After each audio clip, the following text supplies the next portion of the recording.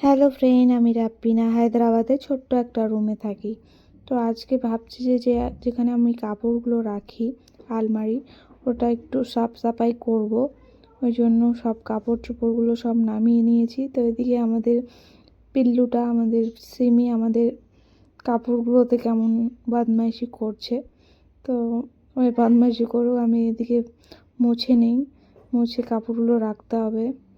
তো বন্ধুরা, কে কোথা থেকে আমার ভিডিওটা দেখো একটু কমেন্টে জানিও। তো আমার এদিকে মোছা কমপ্লিট হয়ে গেল। ডাব্বাগুলো আমি রাখবো, ওই জন্য ডাব্বাগুলো রেখে দিচ্ছি এখানে। চাল ডাল রাখি, ওই জন্য ডাব্বাগুলো আমি এখানেই রেখে দিই।